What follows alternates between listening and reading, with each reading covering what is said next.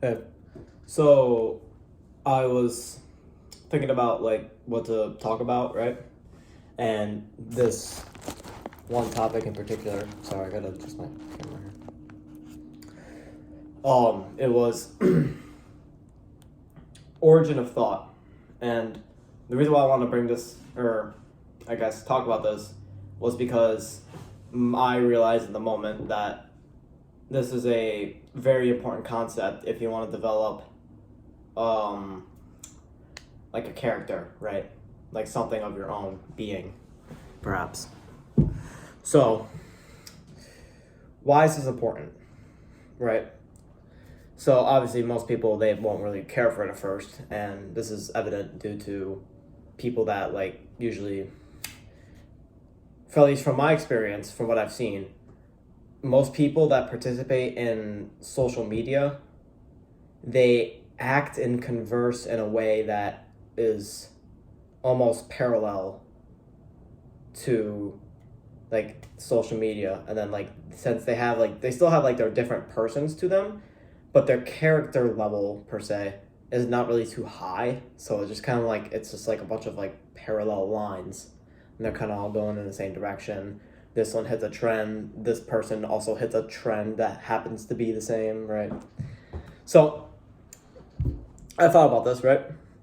And what I mean by the origin of thought or thought originality, which we'll go into in a minute, is that the origin of thought is important because origin will allow you to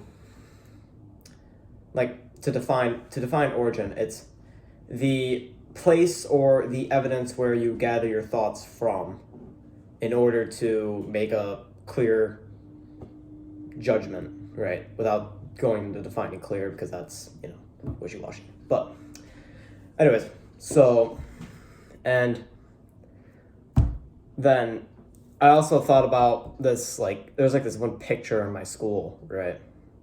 It was like this one poster on this one like kind of like not like really like in like a hallway, like a main hall, but just kind of like off in like one of like weird like wall corner things, just kind of like, oh, there's a wall there. But it is said, one original thought is worth 1,000 mindless quotes. And it makes sense, right, when it's brought out. But the thing that really struck me about that is the original thought part, because a lot of people I'm seeing nowadays, at least, they don't have original thoughts, right? And with that, everyone's become like, I like the way my friend worded it, carbon copies, if you get the idea. Everyone's just like duplicates of one another. And I mean, like, that's okay in some circumstances, right? But, like, for trying to, if your ultimate goal is to almost reinvent the wheel, I guess, or like to make progress, you can't have everyone be the same, right? Because if everyone was the same, everyone had the same quality, the same level of innovation, which would then just which would just become diluted and not have anything, like, there wouldn't be quality, right? There'd be no quality judge. And there'd be no positive reinforcement of going to your goals. So that's, I think, one of the main purposes of why I made this. So that way I can help myself and maybe you and someone else to help develop their own thinking again, right? And for a more practical approach, right? Thinking originally, from my understanding as of right now, it allows you to heighten your own physical mental capacity to do things, think things, to be creative, and to also process things using like what I call real mental work, which I basically, for a rough definition, it's like real mental work is to be able to sit down and figure out a problem yourself. Like, to get into specifics, right? Like a math class, for example, your objective is always to solve the next problem, right? But oftentimes, a lot of students, I would say, like, I would do this sometimes, I get really stuck, which debatably good or bad, but is I'd like kind of like just copy it down essentially. But the problem with copying it down, obviously, is you don't actually, your chances of remembering it are substantially decreased if you're just like copying it down. You're not really like mindless, right? Like if your mind's somewhere else, but your hand or your pencil or your finger or whatever you use, like if you're on an iPad, like I use a finger when I'm at school, like draw on an iPad or whatever. So if you get that and you start like drawing on the paper and stuff, but like your mind's somewhere else, you're just like, you're not going to learn anything good or quality. That's a whole nother topic anyways, the whole education system, blah, blah, blah. But it's just, having the origin of thought be yourself is really important to developing, I think, these skills that educators are finding lacking within students, and they don't know why. So, oh well. But so that's my first point, I guess, was of why is origin thought important? So that way you can not only develop critical mental skills, but you can also use that to create something out of yourself and provide value to others in their future understanding of virtually anything. So, and another reason why I also wanted to say this is because this puts you in a teacher and student mode. Another reason why it's important, right? My example of this is like in a musician, because everyone's like taste for music is different, right? So you can explore what's actually like good for your taste and good for what you want to produce. And then you can make like an adjustment, if you wish, based on your standard of music playing, for example, right? Like, you don't have to become a good saxophone player, but if your goal is to attract 100,000 people to your event, and it's like maybe, I don't know, like a jazz event, because that's the only thing I can think of saxophone music playing right now, but obviously there's other things, then you would be able to sit down and realize, okay, I have to get better so people will see me, and then you get better, right? So now you're doing work based on your standards, not what you've been told to do, essentially. Which I think is better because it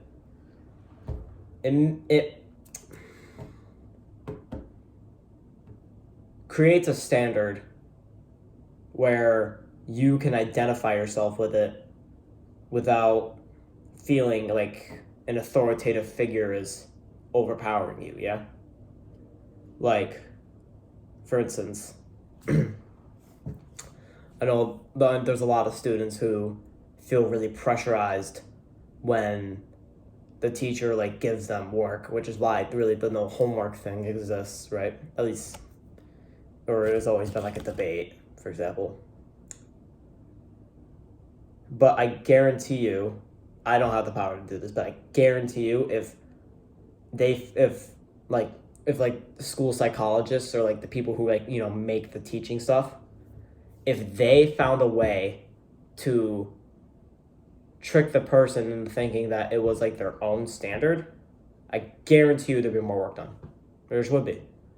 Because people would be putting their own effort into it, and it'd feel like it's contributing towards themselves and not just like this is a standard I'm supposed to be at by some random guy that I don't even know, right? So,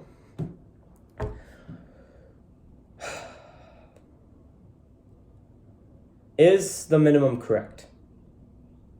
Is the stage principle of correction correct? What I mean by this is you also have to ask yourself, right, if you're going to make your own standards, you have to ask yourself basic questions, like ones that are already answered. Like, this, going on a side tangent here, I believe that educators, specifically like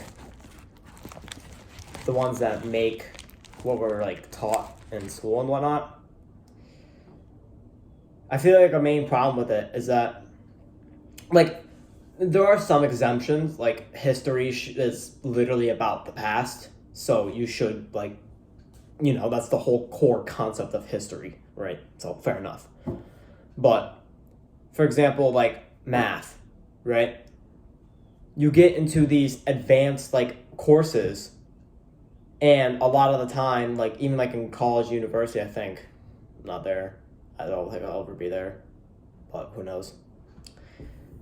Like if you take like a math class, they'll be like, "Oh, don't use your calculator," but it's like, that's what it was meant to solve, these old problems, these old things that we used to deal with, so that way we can tackle new and upcoming problems in our present.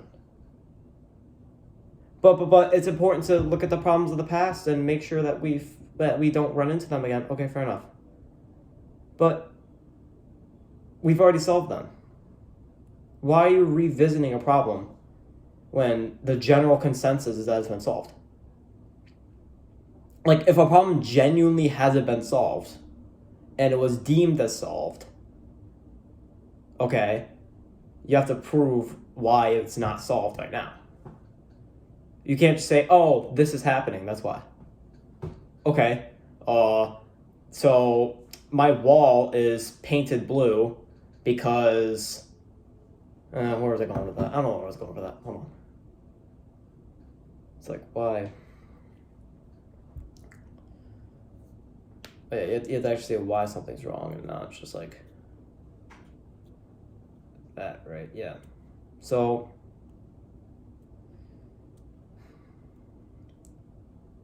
shoot, I don't know. I'm trying to think of an example, but I hope that you understood what I'm saying so far. However, I think I would have had a decent example if I knew what like a good example to provide you with here. So I apologize, but I'm thinking, right, if something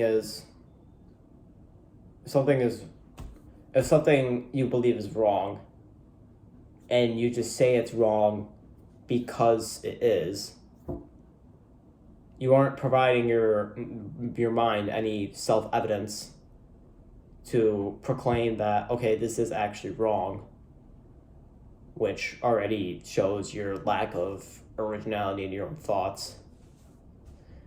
And this also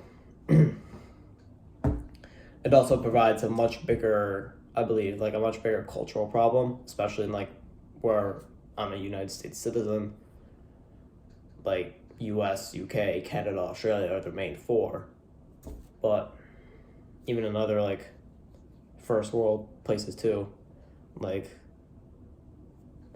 things are deemed often incorrect by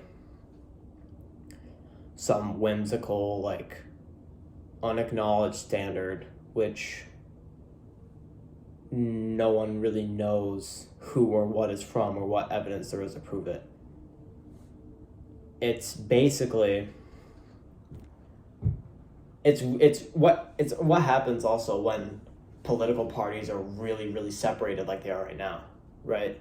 You often get a lot of times where on both sides where you get biased, unsupported claims about something that was derived from a general truth, which can therefore be used as evidence to prove it. But it's the same thing as like handing in an English paper that only has one quote from one source in like, I don't know, like in like a junior year of high school, if you're taking like an advanced class, right? Like, they're gonna look at you like, what the hell are you doing? This is not enough evidence to prove you in any way. Yet, you can't take, like, people don't take that outside the classroom, right? Because everyone knows that everyone thinks that, like, the school system's flawed, which in most ways it is. Like, don't get me wrong, like, my opinion, most things in the school system are flawed. But it then shadows the ones that aren't as flawed, and therefore it lacks the quality for people to become, like, legitimately just better beings, right? So, is the stage principle of correction correct? Right? If the thought you have, right? If it's a thought about solving a problem and you go and use that method, is your method not as good? What proof is there? Oh, it doesn't get there fast enough. Okay, who cares? Does your goal matter about speed? I personally think that most goals don't actually need, like, a lot of speed to them. They just need a lot of quality reps, practice, evaluation, direction, really. Like, a goal needs direction, right? And a thought needs direction. So you can extrapolate that and then produce that for your audience. Just boom, I like that. It's like it kind of like, it comes out far and then just poof. It's kind of cool. But so my reasoning behind that, I was hoping that this would help you, at least in this part. This would help you understand why having your own thought originality is a important concept to develop. It's an important skill to acquire over time, which there's no time limit on it, right? On something like that. Like, in essence, you're going to be learning that until you die. So obviously the earlier the better with most things. But you just, like, you start to develop a skill like that, and then it really flourishes into something else later on. So, with that being said, use this to prove yourself, right? So, you start to use these thoughts that you get to prove, you can use them to prove your own knowledge, right? It's the exact basis of a test. Like, if someone asks me, what is a test? It is a designed protocol to prove and or change your knowledge to a generalized truth that most agree with. But you can only have knowledge in something you know and not what someone else says. And I mean this more in terms of being an expert. Like, obviously, if someone tells you, oh, that's a flower, then you could probably agree, like, oh, okay, well, that's a flower, right? But, like, if you're going to go to someone and they try to explain to you, like, how, I don't know, maybe, like, the intricacies of a hydraulic press, right? Yeah, it's great for them to tell you that, but you're not going to really know or really have knowledge in it unless you put in some actual effort yourself, some mental effort, some emotional, even like spiritual almost effort. Although that one can be stretched quite easily, so I would say be careful with that one. But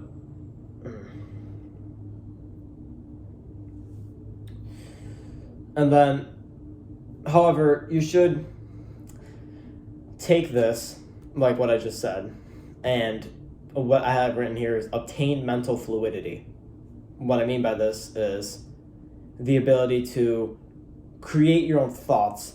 You don't necessarily have to have your own voice, because I don't like the way that's like sounds, because it makes you think that you have to be popular, you have to be this or that. Like, no, you can be an average citizen, but just to have your own brain, right? Your mind is within your own skull, therefore you should have control over it. Like, that seems to me not much of an arbitrary statement. Like, I believe this seems to be quite true. But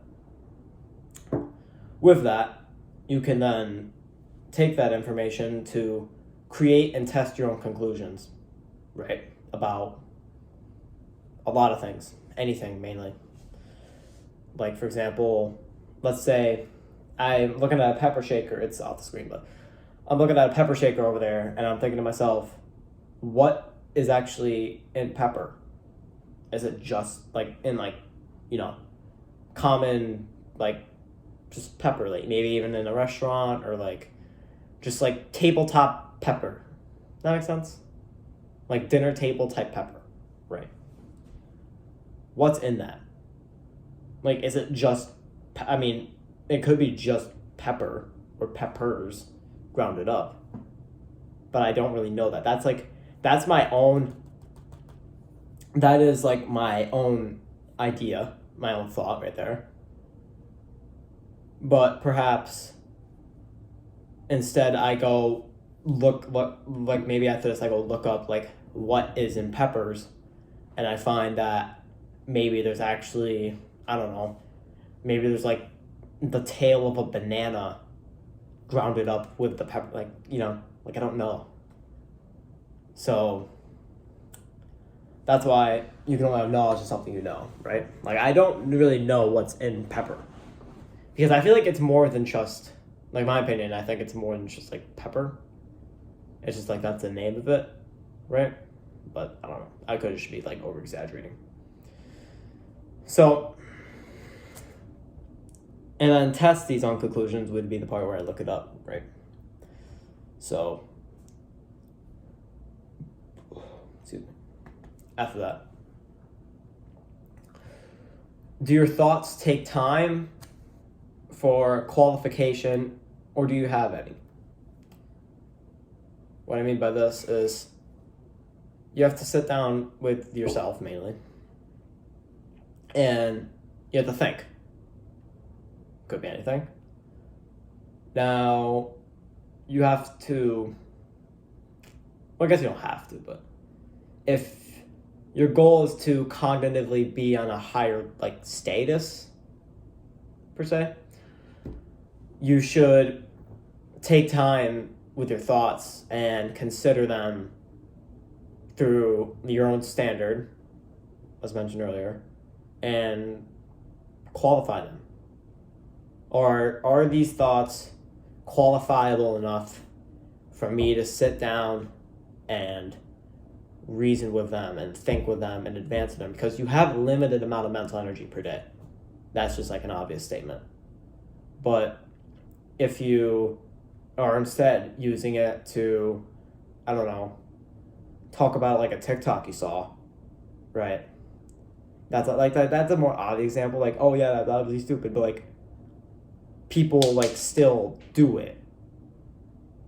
So if you're do you understand what I'm getting out here?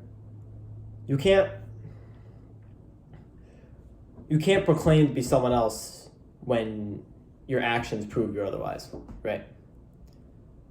So you can't be oh yeah, my thoughts are really good, but then sit there and take an hour and a half to send TikToks and have conversations about them to your friends, right? Maybe that is quality for you. If that is, fair enough. But what I'm asking you to do is to actually, for the first time maybe, or maybe second time, 400th time, I don't know, put these thoughts under a rigorous qualification standard.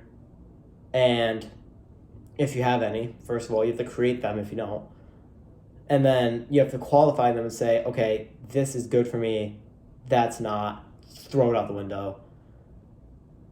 You stay in here, you can develop into something more creative, something more powerful, something more mentally taxing, something more mentally striking, right? It's like, whoa, that's a good idea. Then you can use those ideas to develop it into a future skill or a concept that you teach or something like that. So I'm sorry for that. I just went in my head as well. But anyways.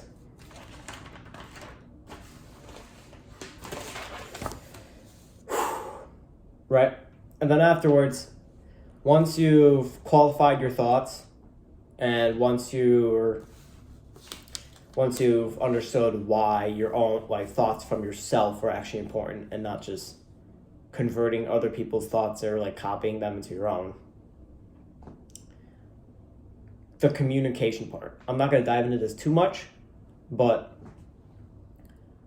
you have to understand that your communication of thought has to be proper and memorable, sorry.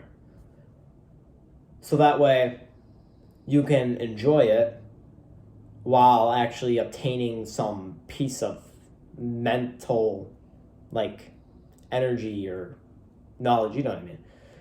So it becomes something of you, of your identity, of you as a person, and you become better, right? And you have to be careful with how you communicate your thoughts, because first of all, on both fronts, first of all, people don't know how to listen, and second, people don't know how to speak. A lot of people don't know how to do both of these. So that's why I think for a lot of people, simple conversation is just unbearable sometimes, because maybe your partner or your siblings or your parents they seem like they're speaking Mandarin and you're speaking Korean. It's okay, we're roughly in the same ballpark, but you're also not even anywhere close to understanding me. So it's communication of thought, right? Make sure you're accurately communicating. Make sure you're communicating the way you want to communicate. Sit down with somebody. I really like this tip from Jordan Peterson. It was you want to sit down with them, and then when they give you a message, presumably something important, right? An important message, you want to state it back to them until they are happy with how you understand it. That is a true way of communication, because then both parties understand the same thing, even if it meant differently for the both of them at first. And maybe they even maybe the other person changes how it meant for them after. But then they learn how to listen, and the other person learns how to speak, right? And obviously those party one and party two are always interchangeable. So, man, I need some water. I'm gonna get some water. Part 3 coming up next. Actually, wait.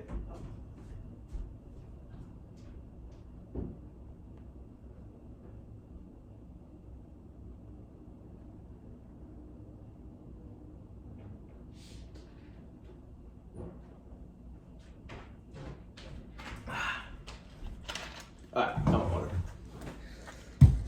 Okay. That might just be unprofessional, but I don't care. I'm leaving it in. Anyways, part 3. Break your knowledge stall. That's what I call it, right? Stall meaning it's stopped. It's stalling, you know? You're not really learning much. So, what do you actually want to learn, for starters, right? Presumably, if you're here, you clicked on this wanting to know how your thought knowledge works, right? I think that's a safe statement to say. So you have to know what you're actually wanting to learn, like, obviously, and then communicate that with yourself properly. And then after that, define learning on your own terms. What I would say is don't take the definition from like how your parents taught you learning, how school taught you learning, how your siblings taught you learning. You should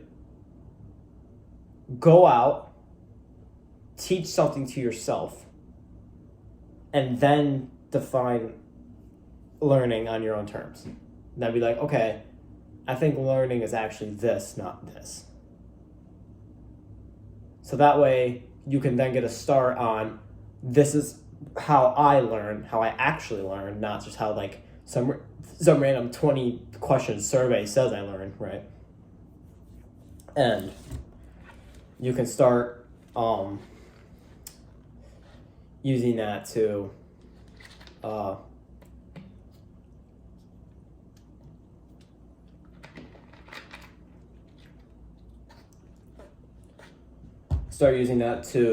learn with your own methods and actually improve upon whatever goal you're searching for, right? So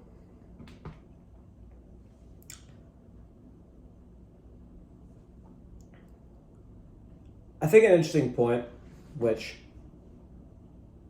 I wrote down here, I'm not quite sure how I'm going to connect this, but see where it goes. Has propaganda converted you in the way were you obliged? Thought that was an interesting thought because a lot of people don't know like an actual definition. Like what I believe is that most people think of propaganda as either the news or only during wartime, right? Like those are two, I believe, very popular modern definitions of propaganda. Yeah, maybe some know about social media. Fair enough. But I feel like what people don't know is that they constantly are given messages, right? Their parents tell them something. Their siblings tell them something. They teach them how to do something, right? Even that's like very important. If they teach you how to do something, right? That is also propaganda. It's just obviously not on the extreme. Maybe use a different word for it. Fair enough. But if that, right? If you don't show your own thought in something like that, like even if it's something like how to cook an egg, right? Oh, well, what if you didn't use oil? Or like whatever. Obviously that's a bad example, but you get my point, right? If you don't like ask those questions or like show that you have your own thought into this, it's just propaganda to you. And you're obliging to it without actually knowing. Is that how you say that, by the way? Obliged. Obligated? No. I'm not quite sure. But either way, you're obliging to these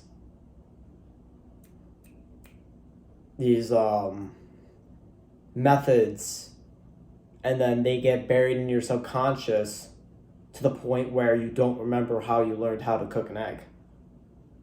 So if you can't keep track of something like that and change it in a way to where you consciously desire where the status of how you cook an egg is at, then how do you expect yourself to be able to resist something like TikTok, right? Where it's constant flip through the screen, it's propaganda either way. Like, you could think I'm like saying this from like a political perspective, but I'm really not. Like either way, you're just getting propaganda just thrown at you constantly. And that is why I personally define that as a much lower quality of thought than what I personally am capable of. So that's why I mentioned that earlier when we were going through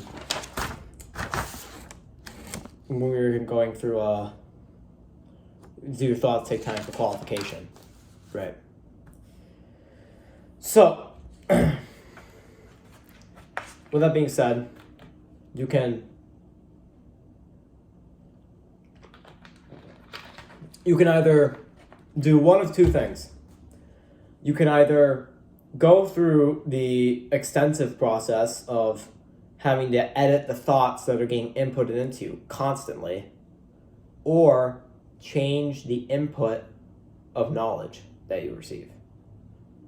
Because if you change the input, then how do you expect that old propaganda to get in if it's just not there? It's not there, it just dissipates, it goes away. Simple. I mean, obviously, like, you'll have some remnants of it in your psychology, how you act, blah, blah, blah. That's something I don't know how to solve, so I'm not going to get into that. But what I do know is that when you change your inputs of knowledge, you often end up drastically changing how you act. And it's not really that uncomfortable to change it, because you don't really, like, know. It's like more of like, it's like snail's pace type change, right? Because, like, it just slowly changes, and then change. And then, like, you look back a year from now and you're like, whoa, big change, right? So, all right.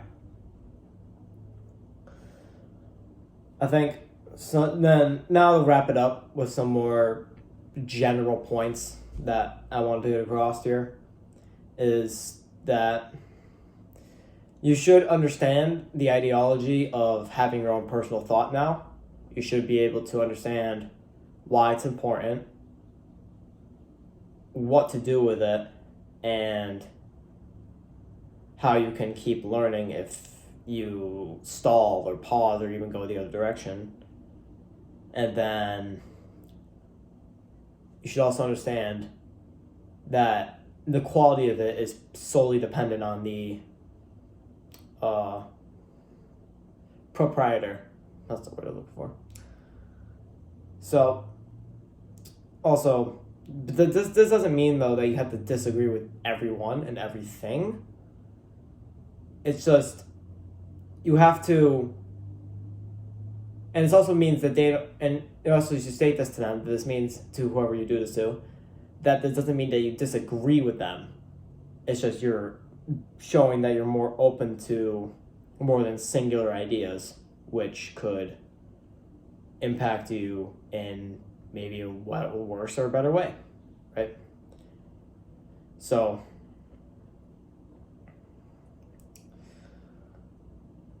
with that also being said, I'll say let your thoughts magnetize toward yourself and your observations.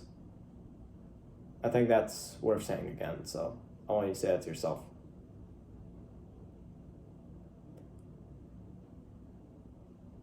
And with that, this is, what I'm saying here is that this means that you have your own uninterrupted judgment calls, meaning that when you are making a decision, the other person isn't trying to actively convince you, and they're actually sitting there and waiting for what you have to say and what you are thinking. So this is also that's also very based upon the listener themselves. Like, are they actually listening to your message? Are you actually listening to their message and not trying to just actively convince them to say something else, right? And then you can adjust your judgment calls if needed, if you want a different outcome. This is mainly explainable, like, for business, right? You judge something, it goes kind of wrong, okay, adjust it to get a better result. Simple, right? And, well, with that thought, keep your own thoughts creating. You could solve cancer. Either way, I'm out. See you later.